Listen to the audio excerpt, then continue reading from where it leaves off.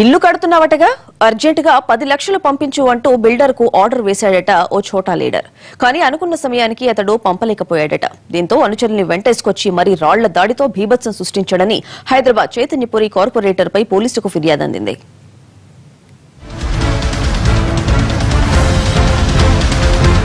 ఇతని పేరు జిన్నారం విఠల్ రెడ్డి. హైదరాబాద్ చైతన్యపురి కార్పొరేటర్.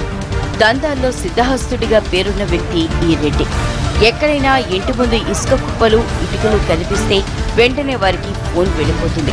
డబ్బులు డిమాండ్ చేస్తాడు. లేదంటే వారికి చుక్కలు చూపించడం అతని స్టైల్. చైతన్యపురి డివిజన్లోని హనుమాన్ నగర్లో విక్రాంత్ అనే వ్యక్తి ఇంటిని నిర్మిస్తున్నాడు.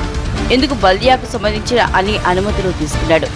ఇంతలోనే విఠల్ రెడ్డి అనుచరులమంటూ కొందరు రంగంలోకి దిగి 10 లక్షలు డిమాండ్ చేశారు.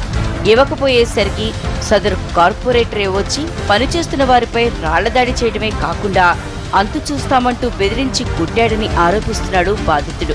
అన్న ఈ రోజు మా సైట్ వర్కర్స్ పనిచేస్తుంటే జిహెచ్ఎంసీ వర్కర్స్ని ఎవరు పంపిస్తే వాళ్ళు వచ్చిందంటే అన్ని యాజ్ పర్ రూల్ అంటే వాళ్ళు వెళ్ళిపోయారు అన్న.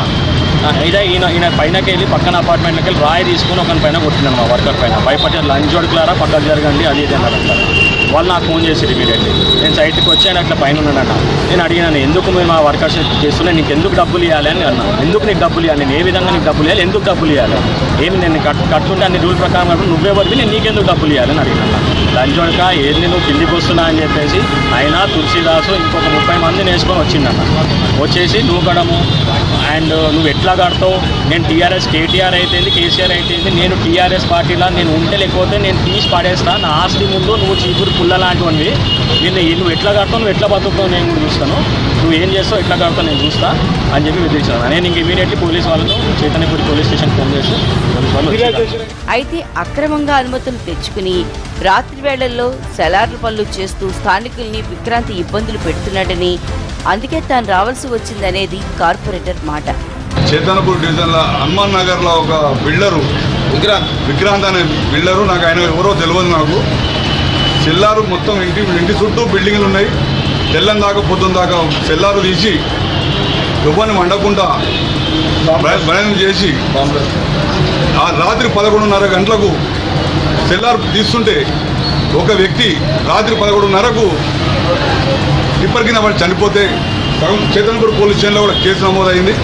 పర్మిషన్ ఉన్నా కూడా పర్మిషన్ ప్రకారం కట్టినా కూడా పొద్దున పర్మిషన్ ఉంటుంది, కానీ తెల్లదాకైతే పర్మిషన్ ఉండదు.